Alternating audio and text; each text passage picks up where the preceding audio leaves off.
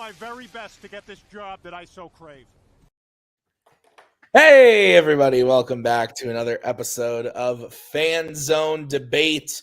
We got an interesting one here for you today. We got two players who are not new to the league, but haven't had a ton of matches, played semi-recently, and now they're going to go up against each other. We got Adelaide Spence going up against Joe Farrelly.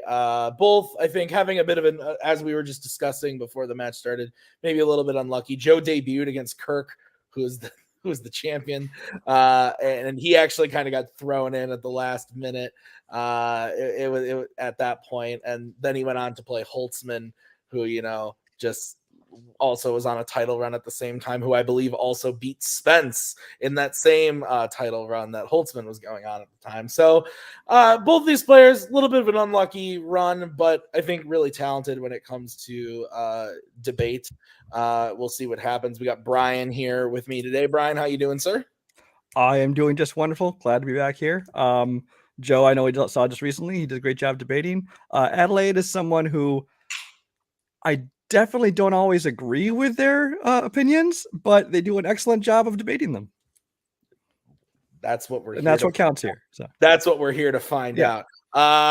Kirk, you are also here. How you doing, my friend? I'm no good. Excited for this match. Been thinking about this today. Joe and Spence, both players who have not had the success that they've wanted or that they're capable of, I think, so far.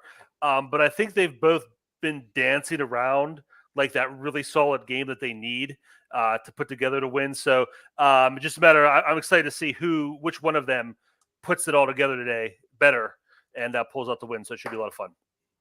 Yeah, absolutely. So let's go over and talk to Mr. Farrelly first. Joe, welcome. Like we said, you were kind of thrown into the tournament in 2021 tournament.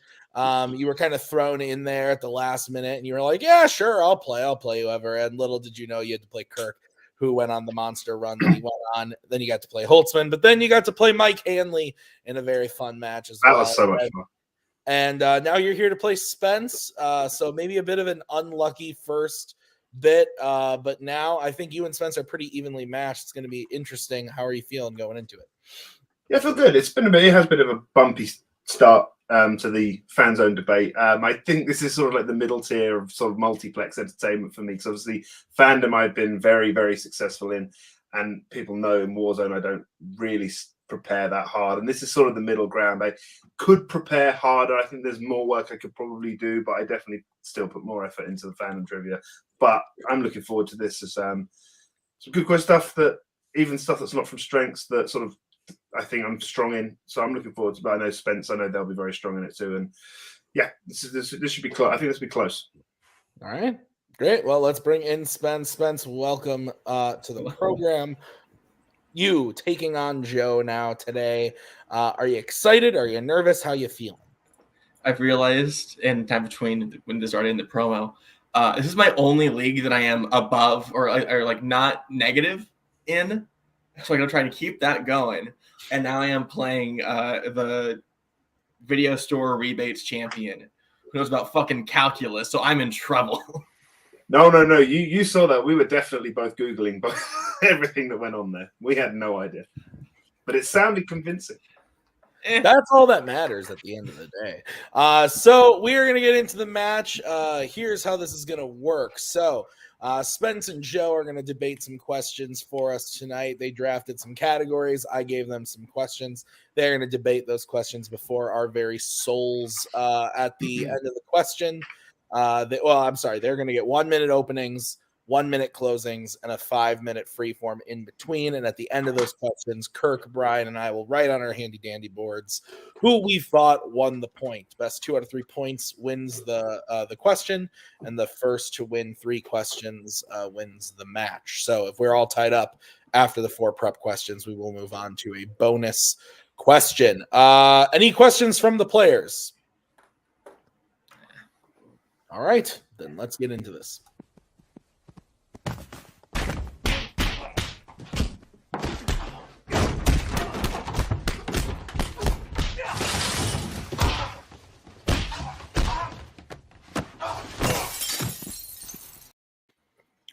right, we are going to get right into this with the first question, which was drafted by Adelaide in the category of Oscars. The question is, what is the worst pre-1950s Best Picture winner? Elating. I'm so excited. So we're going to start with Spence. Spence, you got 1 minute to open this argument when you start talking. I want you to imagine Hollywood in 1931. Sounds like shit, don't it? And you're probably imagining, oh my God, what does it look like? Does it look like really bad writing, horrendous racism, a love for the Old West, which is a little misplaced because everyone like grew up then? Like, oh, it's so nice, but they forgot how everyone was dying and it was really boring, nothing was going on. That's Cimarron. Cimarron is a story of a family who moves to Oklahoma to get land. And while they're in there, nothing happens. They own a family, and that's a majority of the conflict that goes on. They have a fight with some people who are fighting for the land that's never properly set up or never really understood their reasoning other than land good. And beyond that, the storytelling isn't even structured very well. Characters are introduced out of nowhere with no real reasoning, no real backstory other than, introduced in the middle of this character's journey when we should have seen them at the start, seeing how it's put together. This movie is horribly just made, both in editing, in acting, in production, in writing. Every part of this film is poorly constructed. No part of it is done good overall, and it's the worst Best Picture winner ever, period, beyond this question. Time. Okay, let's move over to Joe. Joe, you now have 1 minute to open your argument when you start talking. There are a lot of factors that come into play when discussing the worst Best Picture winner. It's not just a case of what is the worst movie to win Best Picture. That's not what the question is. Because it's also what is the worst winner of the Best Picture award. And for that, we need to look at, of course, the movie itself, but also the era in which it was released and the competition. I think for the time, as well as on reflection, the only answer that truly fits this question and really sets the bar as the worst is 1941's How Green Was My Valley, a family drama set in a Welsh mining village, Welsh being in inverted commas. The movie offers nothing to the conversation that hasn't already been said, offers nothing new, and that's what you want from a Best Picture winner, something that says something new or offers something different or offers something interesting or revolutionary in terms of filmmaking. How Green Was My Valley is none of these. And I think when you look at the movie itself, as well as the competition and the era and everything that encompasses it, you will understand why it is the worst. Time. Okay. I haven't seen either of these, so yay. 5 minute freeform when one of you starts talking. I will throw this up on the screen when there's 1 minute remaining for you. Don't talk over each other or I will come and scream at you and make you sad. 5 minutes when one of you starts talking. You can go first. I think for years you've had that sort of, you see a movie and you go, this is Oscar bait, and that's How Green Is My Valley is like the worst example of this. It's set in a Welsh mining village and it's the most Hollywood Wales I've ever seen. I've been to Wales several times and it's just not like that, and it definitely wasn't back then. It's an American ideal, and trying to set it in this sort of at this time of this hardship and all that, but it doesn't present. That's not what's presented, and that's not what you get from it. It's an American idealized version. It's the worst kind of Oscar bait you can get. But not only that, I think Cimarron also has scope. You know, it stretches, I think, from 1886 through to 1927, covering sort of one man and his experiences. And it's a bit of a commentary on moving with the times, which doesn't just show in the film, but I think also with the filmmaking. I think that your criticism of saying, oh, it's criticizing what's going on at the current time, it doesn't really apply to it. Cimarron is a movie that is purely living in the past. It is telling a story that honestly doesn't even exist, and not even an adapted screenplay.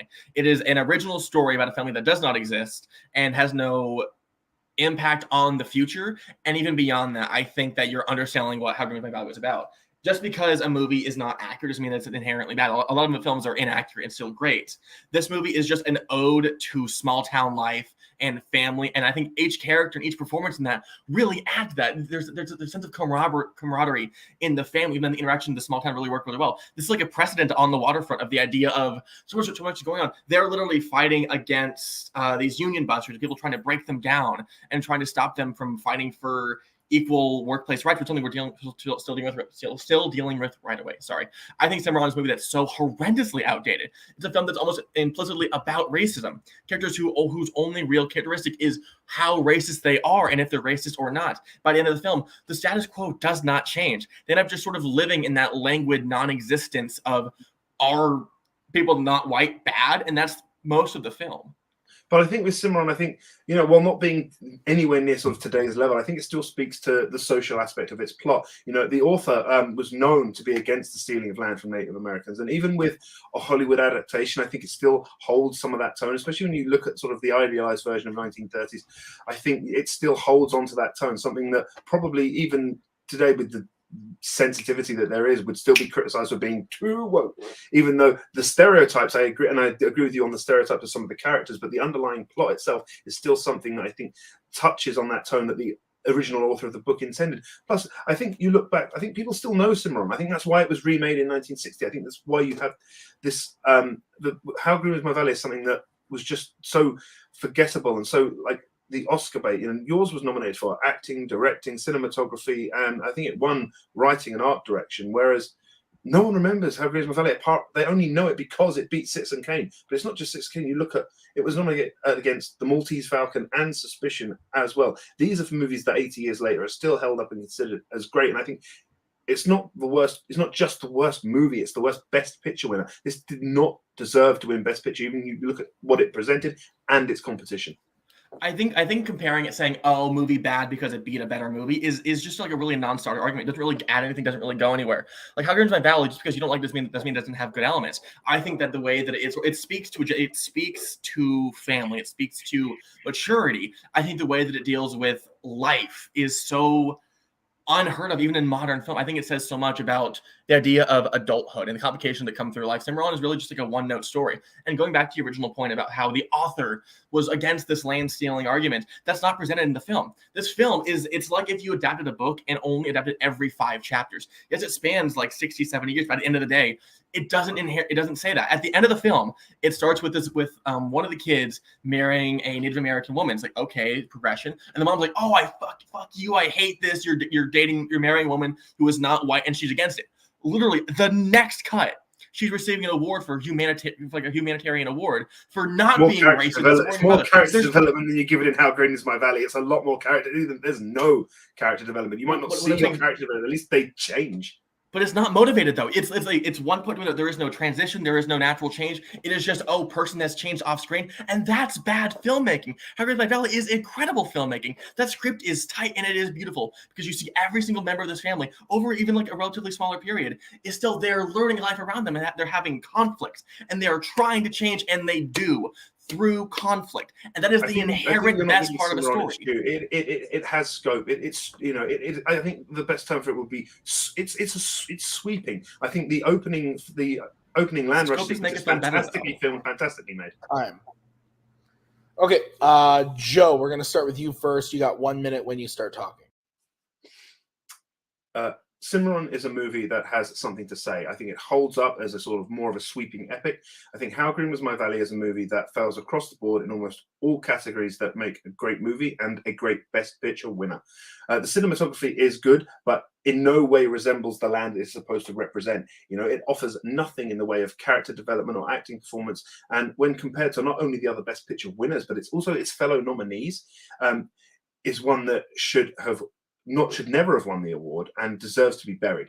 Cimarron not only holds up, but also has a story that was relevant then, relevant when it was made, and is relevant today. Yes, you have those stereotypes in there. That's the product of the times, but the story itself, the underlying themes, I think they still hold up. I think although some bits are maybe glossed over because it is an adaptation of a book, you still have that character development in there, whereas in How Green Was My Valley, you get no character development. All you get is a story that is Oscar bait and set up and adapted in a poor way, in a way that doesn't represent what it's supposed to represent. Time. Okay. We're going to move over to Spence, who has 1 minute to close their argument when they start talking.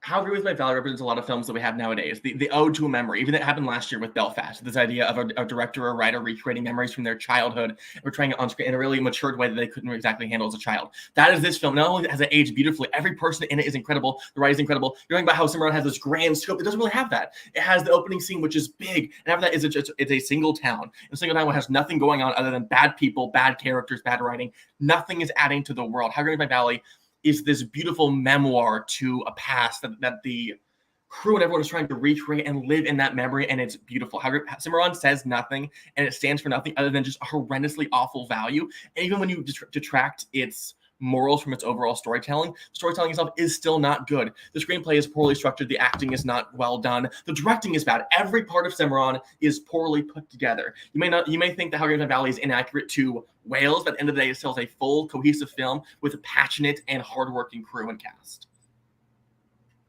Okay. All right. Let's bring in the judges. All right. Oh, what did they do with my marker? There it is. Okay.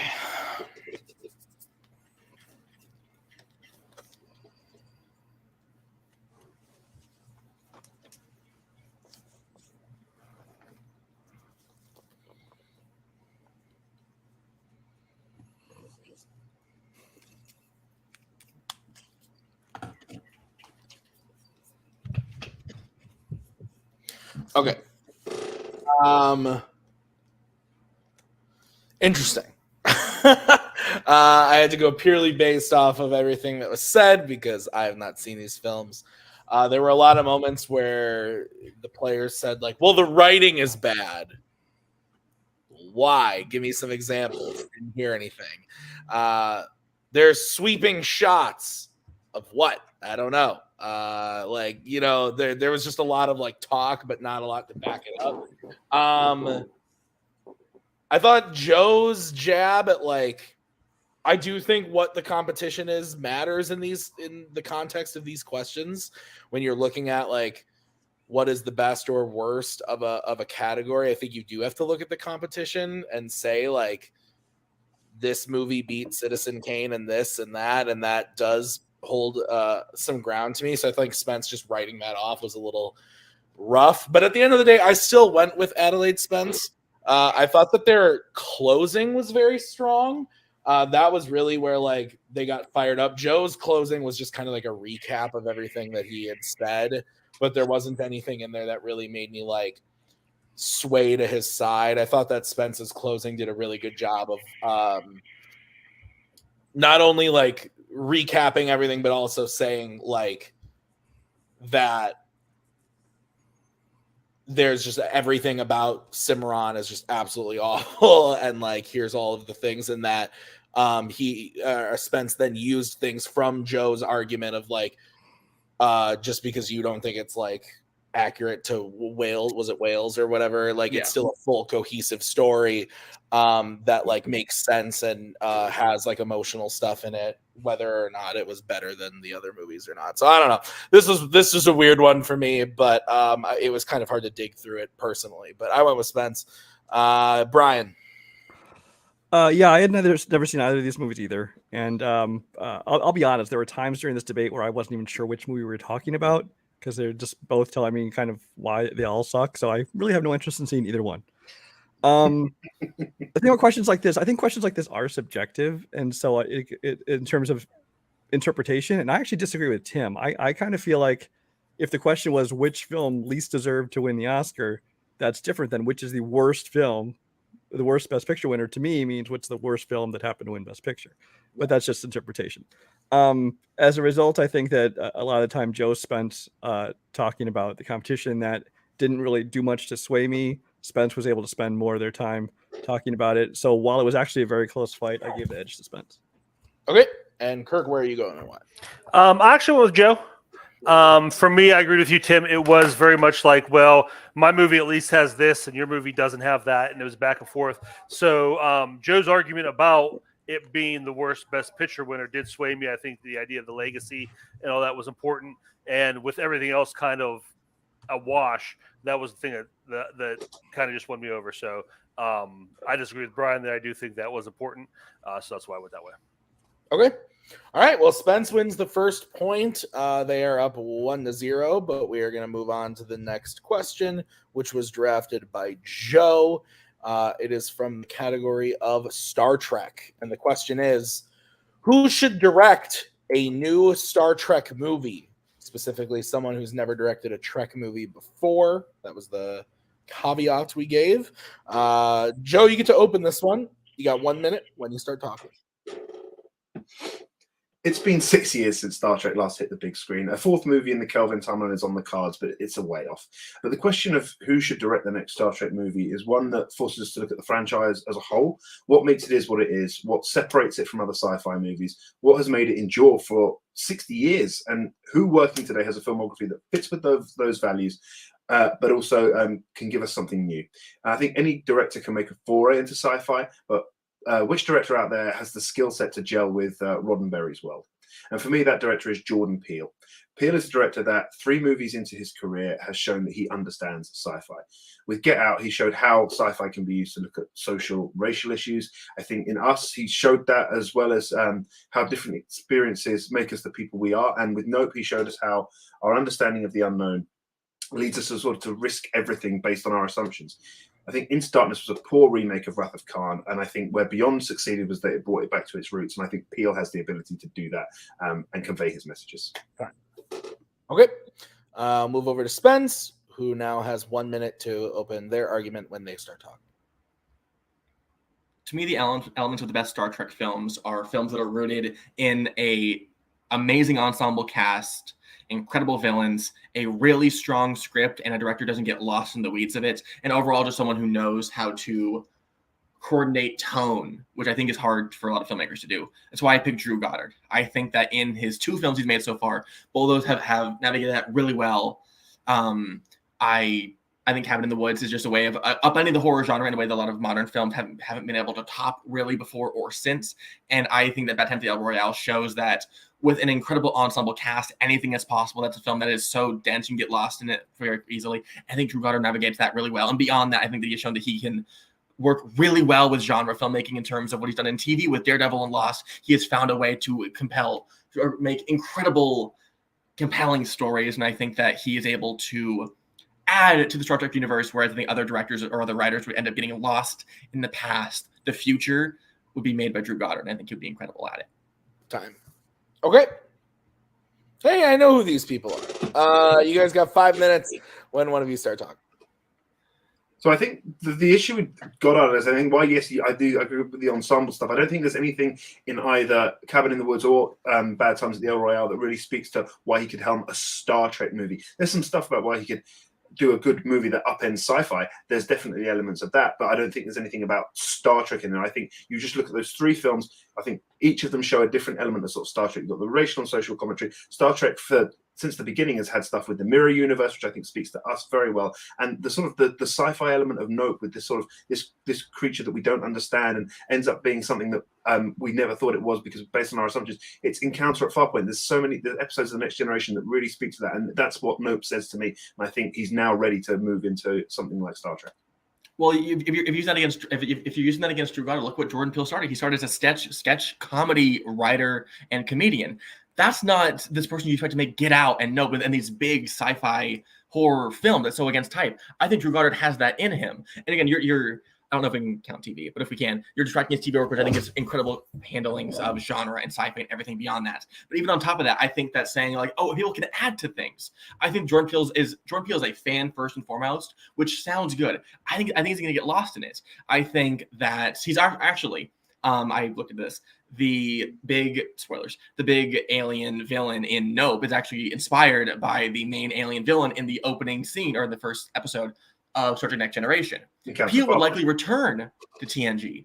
I think it's overall a problem because Peele, I think, is a director who, as we've seen, that's where I disagree. You see, he's already this doesn't have to be Kelvin Time. It doesn't have to be Next Generation. It can be something new, but also we know about his love of working with Daniel Kaluuya. I think with Daniel Kaluuya, we could have our next Benjamin Sisko, but that's a debate for another time. But I think I love Cabin in the Woods, and I thought Bad Time was a seriously underrated movie, but nothing about those movies tells me about Star Trek. I think Peele has shown a love for sci-fi and social commentary, not just in his directing, but his producing credits like Candyman and The Twilight Zone being perfect examples. He has this love for sort of sweeping sci-fi, but also his movies show that he can, because it's not just about Star Trek, it's about bringing Star Trek, I think, back to its roots. That's where Beyond succeeded against Star Trek Into Darkness. Whereas I think bringing it back to his roots with this sort of the social commentary and the messaging, that's what Star Trek was about. Nope. At its core is about the mistreatment of animals. That's the voyage home.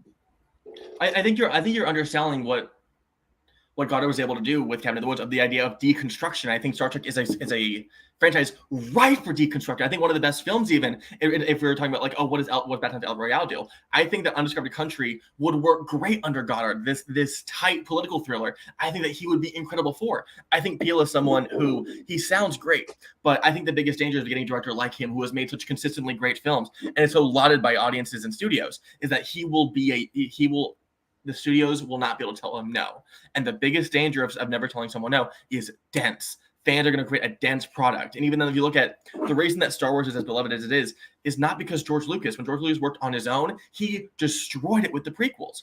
You needed an editor and a student to tell him, hey, your blue milk shit is not going to work, and edit it down. I think that Jordan Peele with Star Trek would create the Star Wars prequels, where it is so obsessed with itself and the density. And again, Peele is someone who has said on the record that he loves TNG. And if he made a Star Trek film, it would probably be a readaptation of TNG, like how Kelvin's readaptation of the original series. And he would get lost in it. TNG is dense. Look at the films. When the filmmakers of TNG got lost in the weeds and got the denseness of it, and made bad films like Nemesis and Insurrection. We don't want that. We want the new future. I think Goddard would be able to avow himself to that.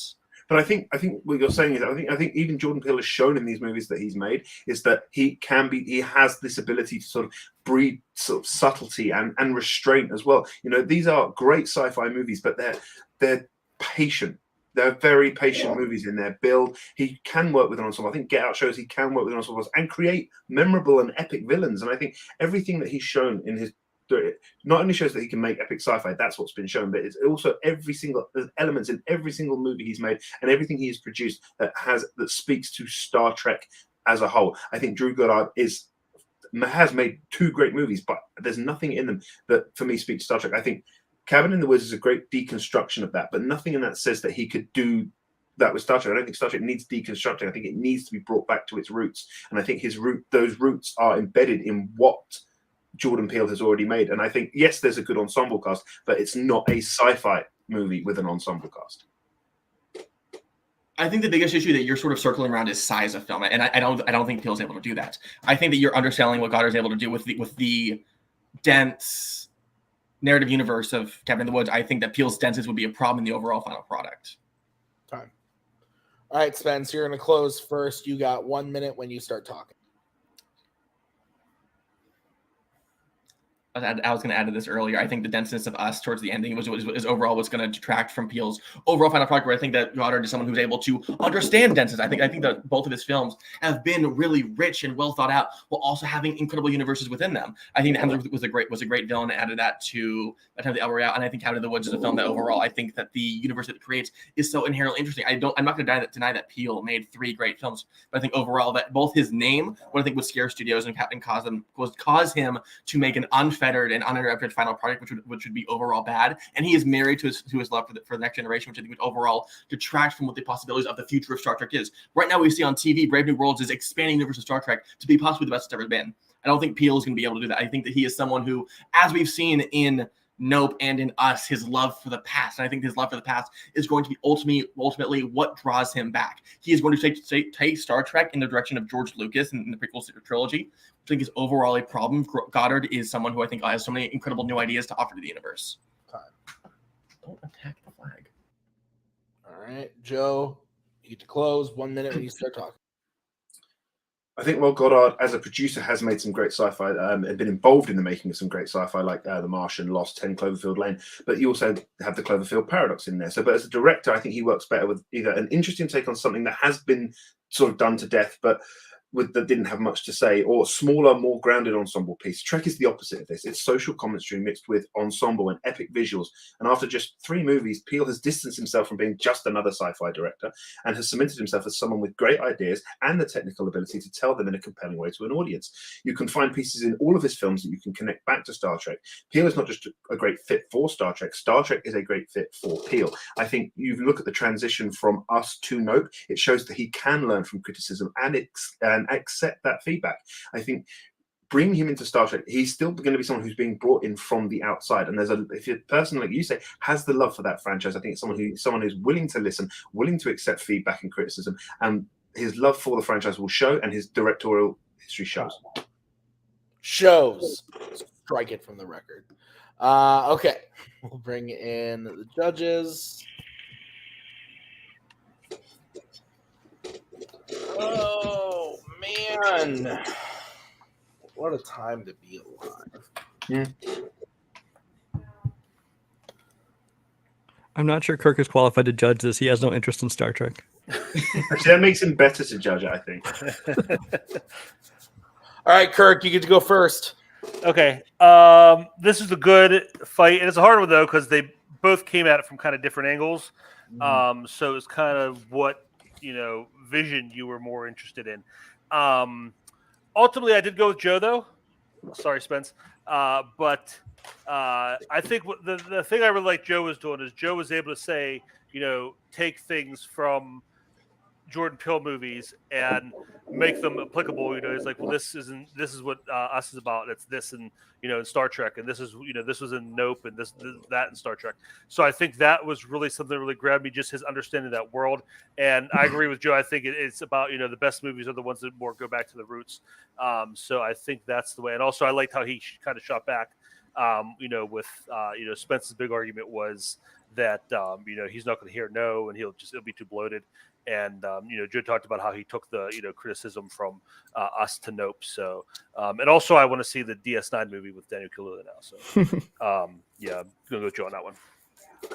I also went with Joe. I thought that Spence did a good job, but I want to be clear. I actually hate the idea of Jordan Peele doing a Star Trek movie. I don't I did not like that choice at all when Joe submitted it, but he convinced me for the sake of the argument. I thought he did a really good job of talking about how Jordan Peele would be able to take the criticism and everything like you were talking about, Kirk. And then also at one point he mentioned Spence took a shot of saying oh, the studio, it would be too bloated, too whatever, it would just be too drawn out or whatever. And Joe made a really good point of being all three of his films are super patient films that like Star Trek can be slow and interesting at the same time. And I thought that was a really good point. So I also went with Joe. Brian, your vote doesn't count. Where would you have gone and why?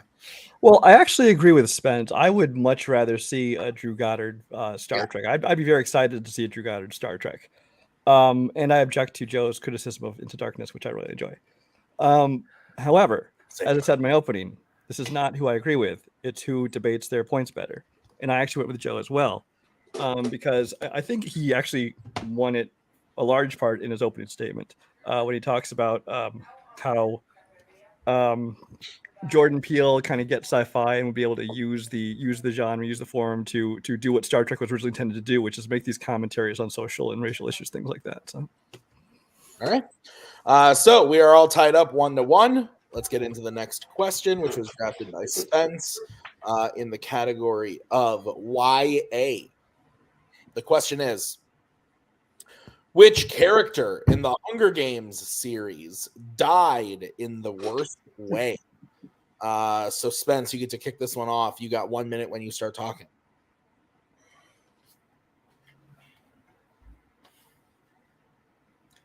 I think there are some kinds of pain which are imaginable. There are ways that you hear someone die, it's how does that happen? How does that work? And I think the idea of being torn limb from limb and your body dismembered, every part of you basically being ripped off by raw fingers seems impossible. And yet somehow people do it. I'm picking President Snow from Mockingjay Part 2. I think that the way that he dies is just something you sort of have to sit with and sort of question. How does this happen? How does this work? I don't understand fully how humans can do that. The feralness, the anger, the desire for murder that would drive someone to literally ripping someone off a podium and tearing every part of their body off of their body. That seems physically impossible, yet rage provides it.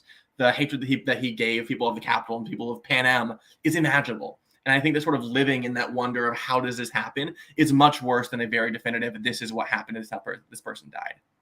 Time. Okay. We're going to move over to Joe, who has 1 minute to open his argument when he starts talking. just taking a look from the outside, I think Hunger Games is a brutal franchise.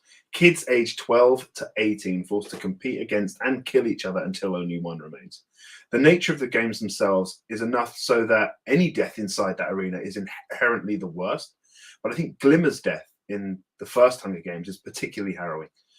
We know that she's a career tribute, someone who has trained her whole life to represent her district. Killing is all she knows. Forced into a pact with people she will eventually have to turn on. And then in these brief moments where she gets peace, where she's sleeping inside the arena, she is woken she's woken by being attacked by these genetically engineered wasps that sting her so much and so often that her own body is unrecognizable. Caesar Flickerman describes the effect of Tracker Jack stings as searing pain, powerful hallucinations, followed by eventual death. It's not just the death itself, it's the things that surround it. If you have to look at how Glimmer got here, it's horrible.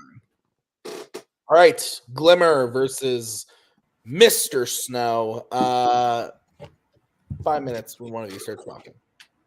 I think the biggest thing against Glimmer's death is at least it was quick. Yes, it was painful. Yes, everything that comes with Tracker Venom is still there. But it took her like a minute to die. Like, it's pretty quick. Snow's death is inconceivable. The amount of blood loss, the amount of organs that need to fail for someone to die of that could take half an hour. You don't know how long he was suffering through that pain. The pain Glimmer had, yes, was a lot, but it was in such a short amount of time. It was over and done quick. I think a quick death is better than a long and drawn out one.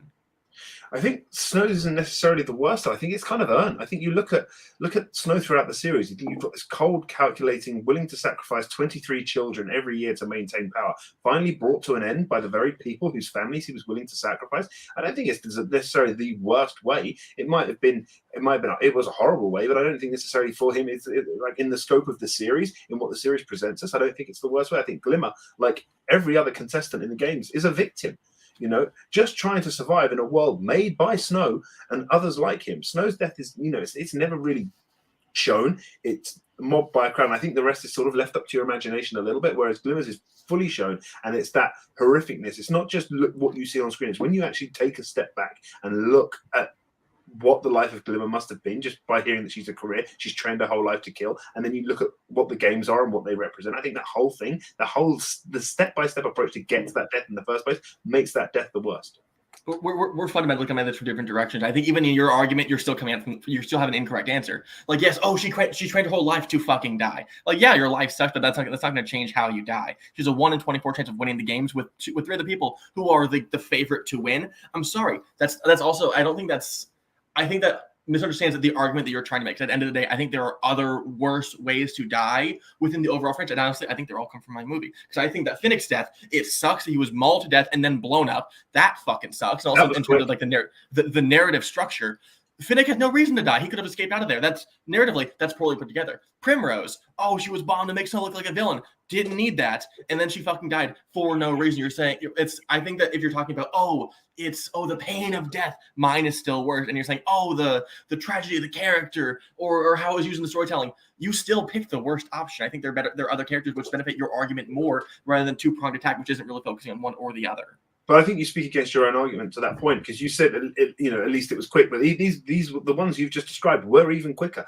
I think the difference is we don't know what it's like, but it's a little bit more of a told experience what it's like to be just stabbed or electrocuted like some of the people in the games are. But these tracker things are specifically described by a season about what they are, this searing pain. And you can see by the amount of the swelling and how dismembered, how disfigured her body is at the end of it, how many times she must have been stung. And the thing is, eventual death. That's what Caesar Flickerman said. It's eventual death. It's still searing pain. You see Katniss get stung several times, and she comes out of it okay in the end. But the fact that Glimmer was in this state and it took her to die, it tells you exactly how many times and how often it must have taken her to be stung. Whereas I think, I think you have to look at everything that's presented. I'm not saying her character is, ever shown to be more than just a creature. You only need to scratch at the surface and listen to what's being said in the dialogue, that she is a victim and did not deserve what she got, and that makes it the worst. Snow deserved it, and it kind of softens it a little bit for us as an audience seeing it, but I think it's not the worst. I think you look at Glimmer as a character, if she even shows an ounce of weakness or sympathy in that arena, she dies. Her own clip will turn on her. Everything about that makes it the worst.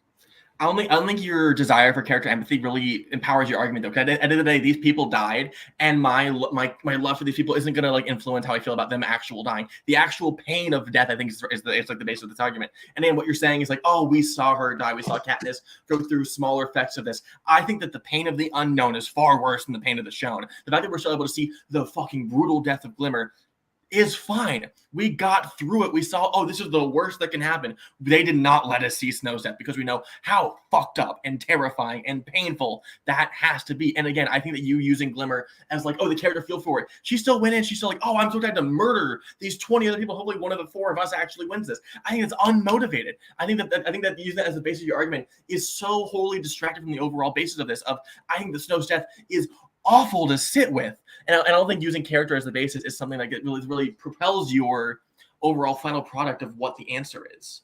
That is an unfair spin. I think it just speaks to part of it. I still, you still hear from Caesar exactly what this person is going through. And like you said, you say Snows is the worst, but I think like with what you're saying, you're putting your own spin on it. Like it's not shown, it's not really described, but he disappears under that mob, but the rest of it isn't really shown. It's not really described, and I think it's your own imagination that sort of does that. With Glimmer, we understand exactly what she went through, and that makes it worse.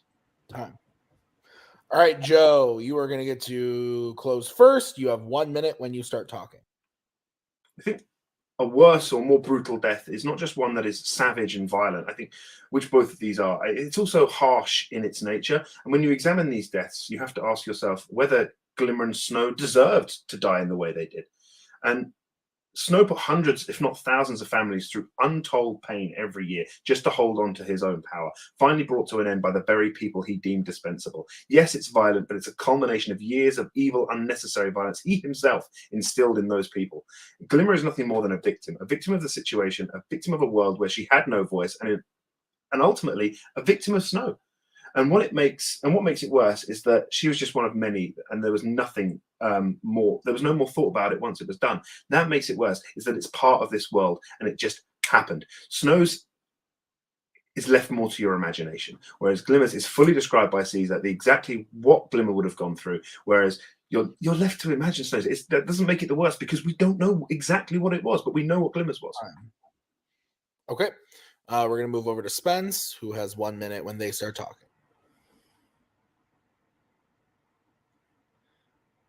The reason we're impacted by horror so much is the fear of the unknown. A fear and the lack of knowing is truly what sits with you and terrifies you. And I think that's what Snow's death does. I think that fundamentally not showing it makes it scary, makes it worse because we have no idea how bad this could have been. The exact description by Caesar, by everyone in the game, knowing how Glimmer died, honestly undermines it a little bit. And again, I think your character motivation is taken away from your overall argument. The exact question is, what character died in the worst way? I don't think the overall, she did or did not deserve it is not overall. Even if you're doing that, I think there are better characters that fundamentally attack that better. I think that Finnick and Prim are fully undeserved and unfortunate deaths, which I think are better answers to this question with your prompt in mind. I think the Snow's death is overall still a hard one to and we're undermining everything else going on within him. I think that you are underselling overall the pain that can happen with Snow's body, how every single limb, every single piece of flesh and blood and meat and organ has to be removed. That is horrifying. Glimmer died in like a minute. Snow's took a long time. I think time is a big factor here. Time. All right. We'll bring in the judges. Can I get the question one more time, Tim, officially? Yeah, sure. Let me pull that up for you there, Kirk. The official wording of the question was...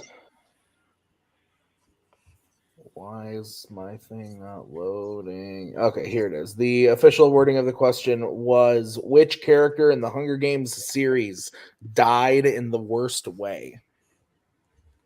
All right, thank you.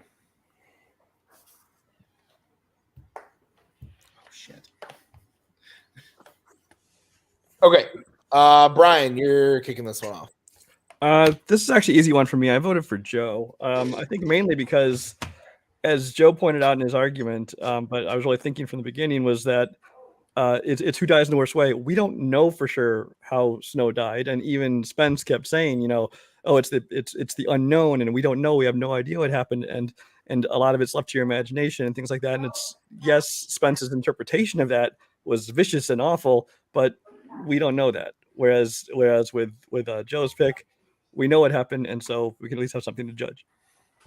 Kirk. Okay, based on the question and my understanding of it, I'm throwing out all the stuff about the characters and who deserved to die how and all that. That's out the window for me. I am going to go with Spence because I agree with Brian in that the unknown thing was a little flimsy, but I don't think Joe laid enough hard to. I think Spence made a lot of assumptions about what happened underneath that mob, and about like organs being pulled out and bleeding to death and all that, and how long it's going to take. And Joe let him have it. Joe didn't fight back.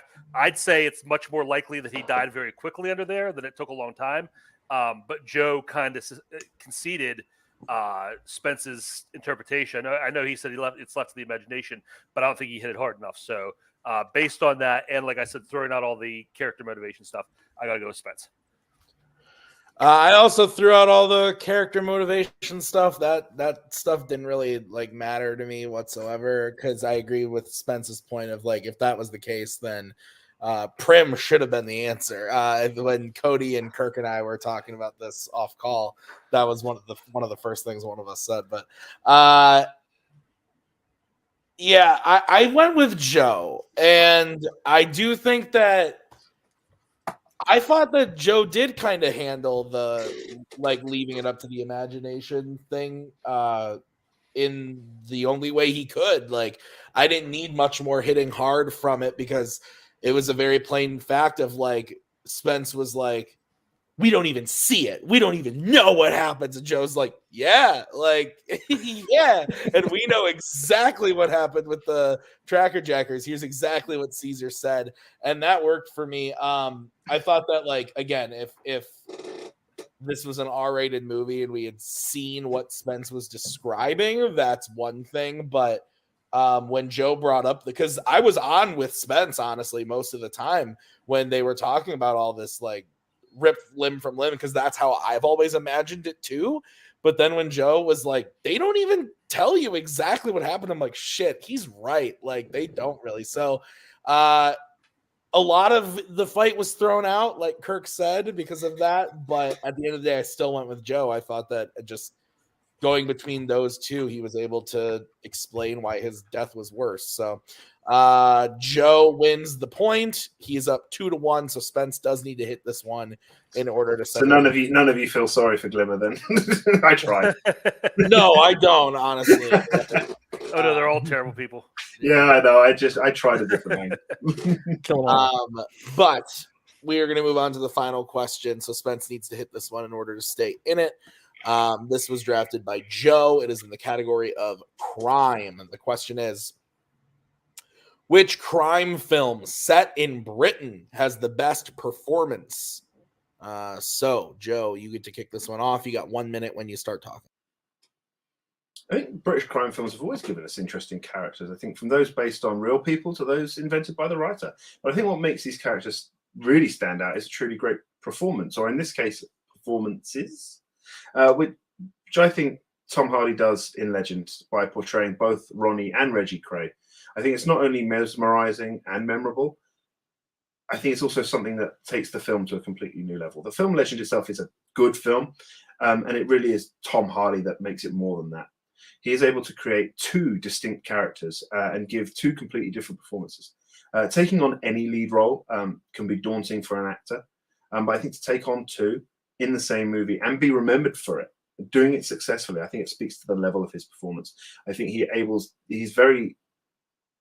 a London boy. You know, the Krays are notorious figures in London. And I think he knows the stories, he knows the legends. And I think it's more than just the performance, it's the pressure. And I think that's what makes it even more of a great performance. Time. Okay. We're going to move over to Spence, who has 1 minute to open their argument when they start talking.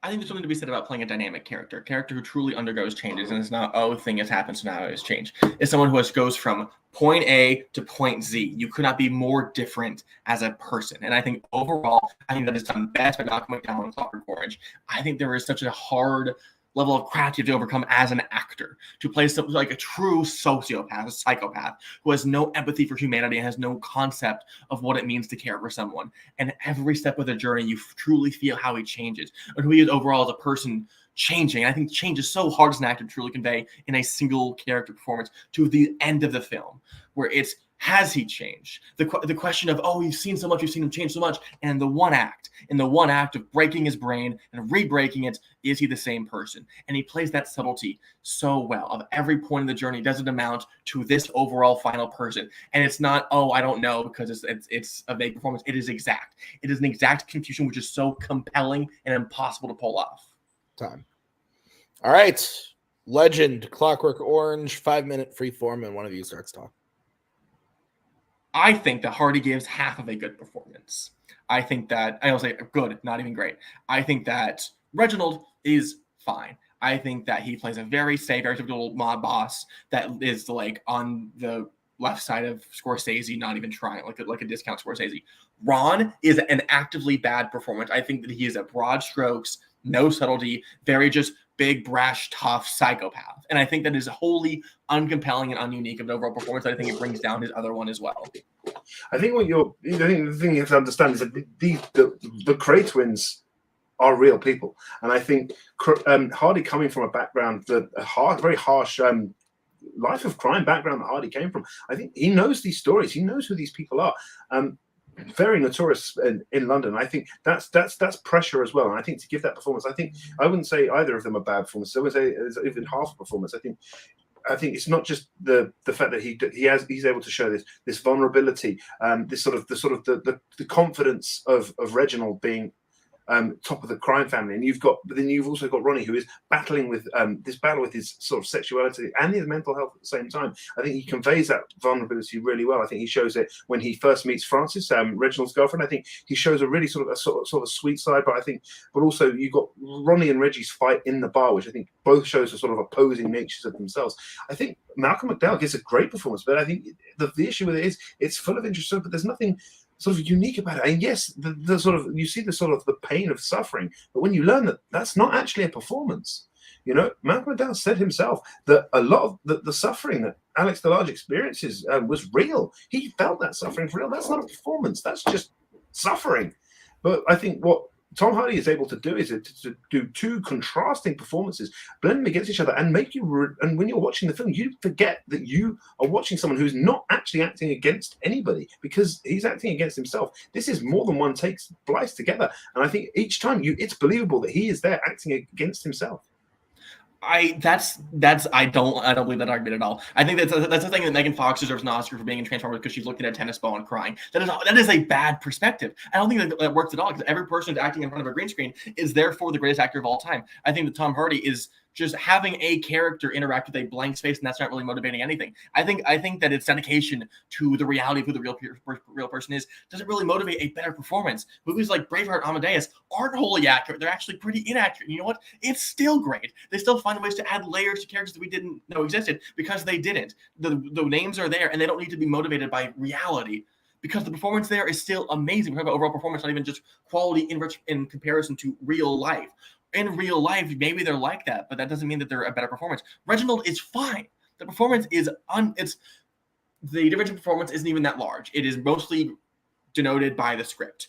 I think if you remove the script and told Tom Hardy, hey, I need you to say this sentence in both these characters' affectations, whatever, it's not a very big difference. Physically, he plays them the same. There's a vocal difference between Reginald and Ron. It's a small difference. I think overall the performances are too similar to be called great. It is mediocre at best, and overall, I think I don't think that it's driven by anything deeper. I think Malcolm McDowell is working with so much. Yes, he might not be going through real pain, but I still think he's able to convey it. I think the people can just be like, "Oh, I hurt," and you're like, "Oh, what is it?" McDowell truly shows you an indescribable pain. It's not even just physical; it's emotional. The idea of taking it's not a performance, it's real. And I think the difference, you say acting against green screen, anyone can win an Oscar. When people are acting against a green screen, they're coming back as the same character, but where Tom Hardy's doing, he's going from one character and then he's going to do another scene. He's going to do it as a completely different character. I think that transition, that being able to create two different characters, you've got one that sort of has that confidence and cocksureness and struggling with the behavior of his own brother. And then you've got Ronnie, who himself is suffering, but he also has this really unhinged nature, that coming into the pub and demanding a shootout and walking out, storming out and coming straight back in. You can see in his eyes that sort of unhingedness. But then you turn to Reggie and you see that a completely different character under the eyes. It's not just what they're saying or how they're acting. It's the performance behind the eyes of Tom Hardy, I think, is phenomenal, because there are two different sets of eyes for those characters, as weird as that sounds. But that is so untrue, because Ronnie literally, like in the scene that you're describing, he's just, I want to kill people, and then I want to kill people again. There is no difference. And you described earlier how it's like, I don't know if I'm struggling with my sexuality or not. No, it's not. The second time we see him in a scene, it's like, hey, this is my boyfriend, Taron Egerton, and that's it. He's immediately comfortable. I think that this dynamic range that you speak of is non-existent. It truly does not exist in the overall film. They start and end the film in the exact same place. I think McDowell is someone who was so dynamic, and we were talking about, he's showing real pain. What are you showing you? It's not physical pain. He's showing you emotional. His most beloved thing will work away from. That is so hard to show. His physical pain is not the thing that's being acted. Time. Okay. We're going to start with Joe for the closings. Joe, you have 1 minute to close your argument. In Legend, I think Hardy manages to create two very different characters and plays them in such a way that it all feels natural. We know he isn't talking to himself, but each time Ronnie and Reggie are on screen together, it feels like they really were there together. I think the characters are true to their real-life counterparts, but feel like people rather than impressions. Hardy is able to cope with the pressure of the role and exude the correct amount of confidence and vulnerability throughout. While Alex DeLarge is a fascinatingly written character, the performance itself is marred by McDowell's own admission that a lot of that really the real harrowing parts, the bit that really go, wow, what a performance, were not performance at all, but they were genuine. He was really suffering. Therefore, the only real performance are the moments of sort of when he has that moment of those moments of gleefulness when he's taking part in the ultra violence. And while they are intriguing, they're not enough to provide a well-rounded enough performance that can be considered the best. There have been plenty of characters that have been shown to show gleefulness in the evilness they are doing. But with Tom Hardy, you get confidence and you get vulnerability. You get two different characters who do show growth, do change, and it's all in the eyes. Time. Okay, we're gonna move over to Spence. Or no, we should have gone to. Yeah, I didn't know if I could say anything. That's my bad. I'm sorry, Joe. We should have gone to you last, but that's my bad. I fucked that up. But we're gonna have to move on. Sorry, Spence. You are gonna get to close now. 1 minute when you start talking.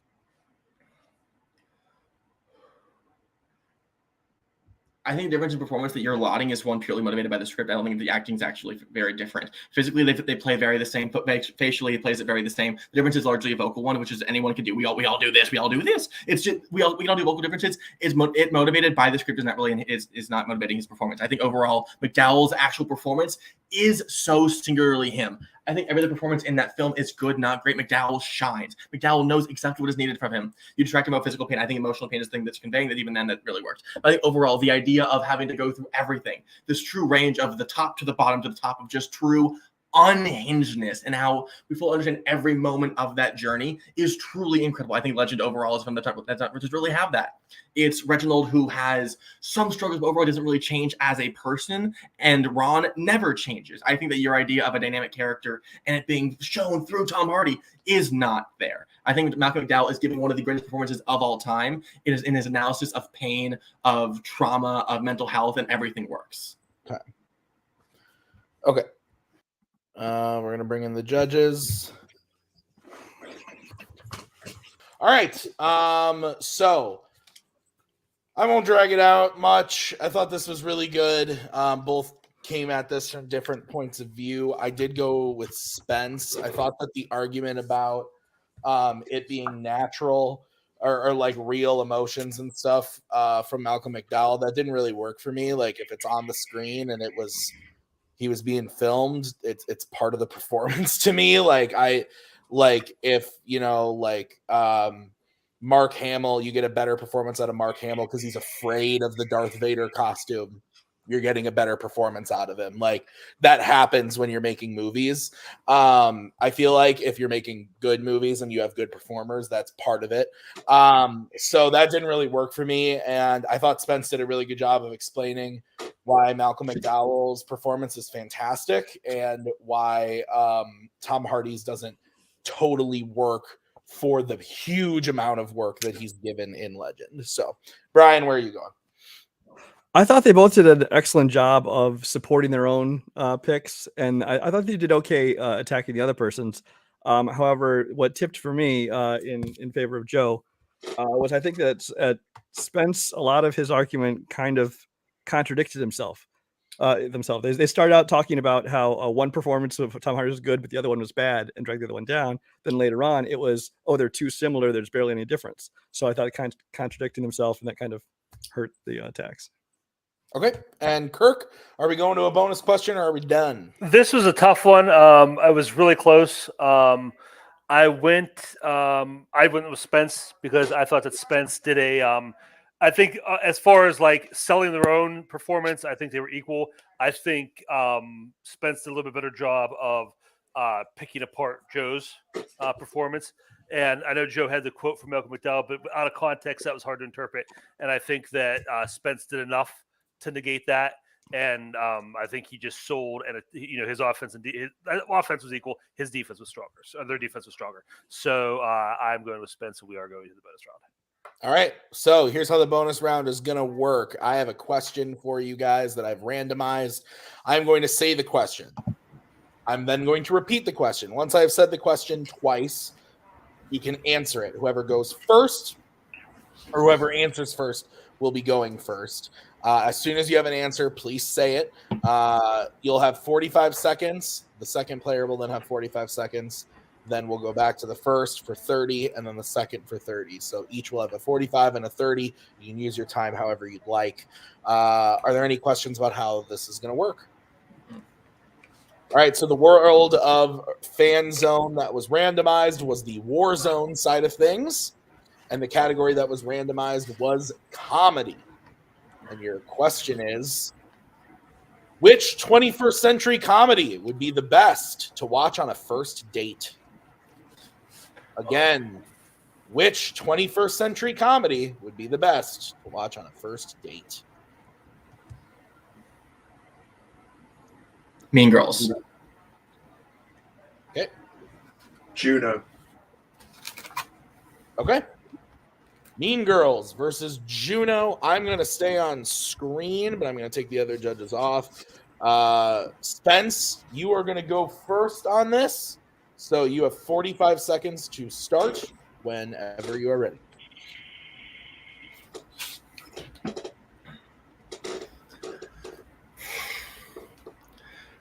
I think for a first date, you want to have a pretty safe film that everyone knows, everyone really likes. I think that Mean Girls is a very safe option, which I think works for a lot of people. I don't know a single person who actually dislikes Mean Girls, especially in my age bracket. I think that's a film that I think plays well to all audiences. I think it's a film that people have seen enough that they're like, oh yeah, I enjoy this. I think showing someone a film for the first time, maybe a film like Juno, which I might have missed when 2007 when they came out, or even just now, maybe it's a little bit outdated or past time. I think that showing them a brand new film is not going to play as well, especially because the first date, you want to talk to someone, you want to get to know someone. I think Juno is something that you don't want to talk through. And if you want to pay attention to it, it's going to detract overall. Honestly, be a bad date. Like if you want a good date, you want someone who you can enjoy spending your time with. And I think Juno isn't going to inform you about the person beyond it. But I also think The Mean Girls is also just inherently a better film. It's funnier, it's better written, and I think the characters are better and more engaging. Time. Okay, Joe, 45 seconds when you're ready. I think Juno is a great film for a first date. I think it's exploration of sort of relationships and all that. I think it's a really interesting film to sort of try, but also it's not too heavy. So also it is full of laughs. I think Mean Girls is a good choice, but I also think the issue with it is it's so well saved, so well quotable that you can sort of zone out. I think Juno is an interesting film just because of its perspective and also the fact that it was so sort of well regarded, even in sort of the Oscar consideration. I think it's a really sort of like entertaining film to watch, and I think you get something. I think you get more out of it. I think you get the there's more interesting stuff with the characters. I think there's more development around there, and I think you can just sort of gain more from that. And I think for a first date, I think it's a really good. It sort of see, it sort of allows you to see where you are as a person by how you relate to the characters. Okay, Spence, 30 seconds. I think talking about development actually overall detracts from your argument. I think for a first date, you want to be able to talk to someone, you want to get to know someone. I think on a first date, you don't want to just be like zone in, pay attention to a film that I think you're not going to be able to really connect to as a person versus connected to a film. I think connected to a film is not for a first date, probably for like a fourth or fifth date. I think for a first date, you want something like you are safe, you are more familiar with. Like, yeah, you go like, oh, hey, it's a good time. And I think we're talking about like overall quality. People still love Mean Girls. People still love Juno. I don't think quality is a big comparison. I think Oscars actually take away from overall arguments. It's really anything. I think Mean Girls is a film that I think plays better to an audience, whereas Juno is more for a singular person. And for a date, you have an audience. Time. All right, Joe, 30 seconds. I think Juno as a whole works. So I think it has more to say. It is a little bit more deeper, and seeing how another person reacts to that, I think it's important for a first date because you are getting to know this person, and I think seeing how they react to the certain situations within the movie, such as the way sort of Jason Bateman's character reacts and all that sort of stuff, and how Juno sort of deals with it, and also the development of that relationship. I think it's important to watch that. Whereas I think Mean Girls is more about background film that you can talk and get to know the other person while it's on. I think Juno itself, you can speak and learn a little bit more about who that person is from how they react to certain scenes and certain characters and how they relate to certain characters within that movie.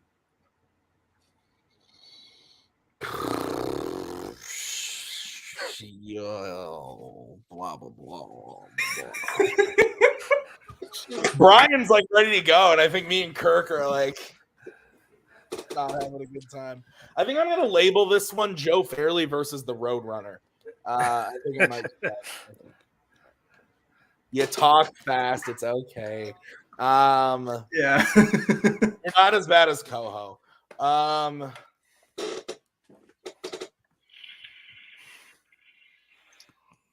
Oh, I was ready to go. Now I'm questioning everything. Yeah.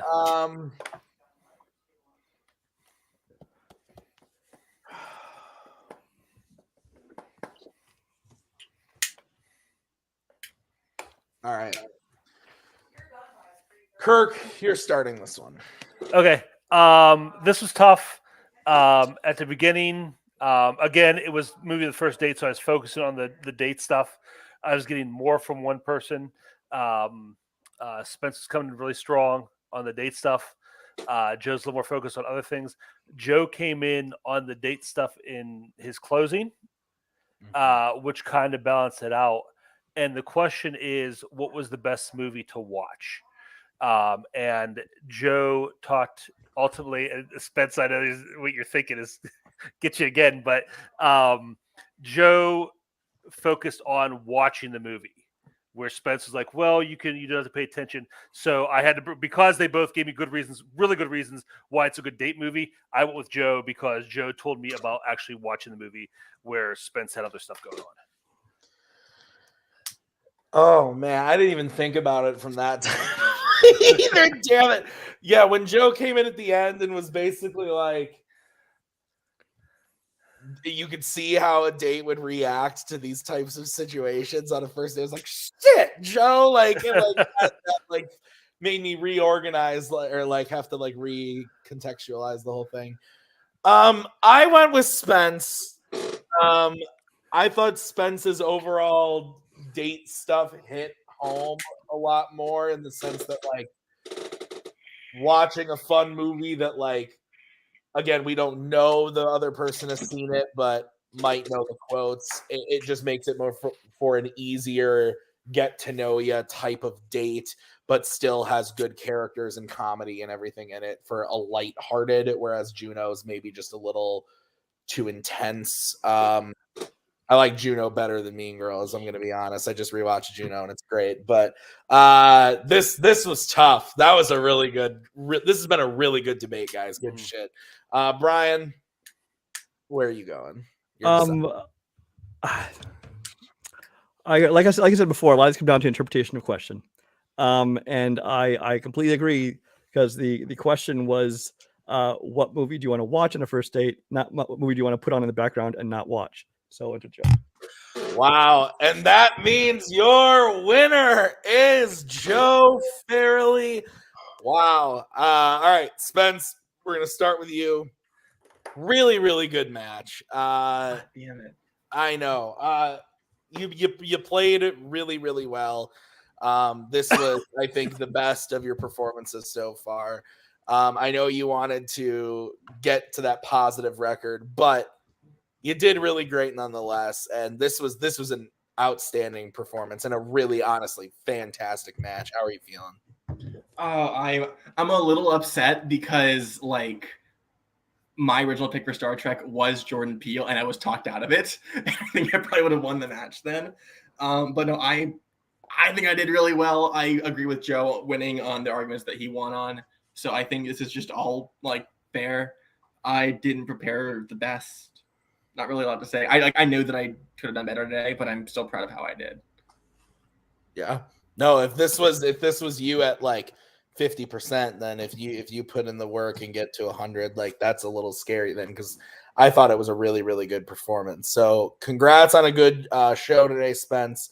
We'll see you soon as we bring in the winner, Mr. Farrelly. Joe, you're now at 500. You're 2-2. Really impressive match. How are you feeling? It feels good. Spence constructed some amazing arguments. I think even going into this, I sort of looking at where this match might go. I had a feeling it was going to go down to the bonus. I sort of looked at what I'd prepared, knowing what Spence is good at, and I sort of said that I'd probably get the Star Trek and the YA, and they'd probably get the best picture and the crime performance, because he picked Malcolm McDowell and Clockwork Orange. Is very hard to argue against. So sort of going into that, I was sort of prepared for the bonus. It just happened to be one that worked in my favor. I saw Juno for the first time this year. I thought it was an amazing movie. It's going to be top 10 first time viewings of the year for sure. They constructed their arguments really well and made me work. Yeah. Joe, like we talked about off screen, but I'm going to share now. You're done for the season, but you're going to be back next year playing in a tournament. The last time you were in a tournament, like we talked about, you came in at the 16 seed and you had to play Kirk at the number 1 seed. But now going into another tournament, a few matches under your belt, how are you feeling? Feeling good. I know the strength of this division and sort of the players within inside it, and I think it's going to be fun because obviously different strengths coming out at different times. Obviously, the mixture of that with the Fandom and the Warzone, I think is going to be very interesting. Just to see what comes up and who picks what, and if I have time when I'm not studying for trivia to watch the other movies. Yeah, that's fair. Joe, we will see you next season with another debate match, but great debate tonight. Let's get final thoughts on this one from Kirk. Like I said at the beginning, I wanted to see who put the more complete game together, and I think they both did a great job. I think both these players took a step forward in what I saw them do tonight compared to what they've done in the past. And I think this bodes well for both of them, even Spence in a loss. They were both very strong. There was an argument here where I was like, oh yeah, this person definitely won and blew them out of the water. They were all close. They were all well fought. So I'm excited to go in the next season and see what they both do. And Brian, final thoughts from you. Yeah, just a lot of the same things. I think that some of these were close. I think, like I said, some came down to how you interpret a question.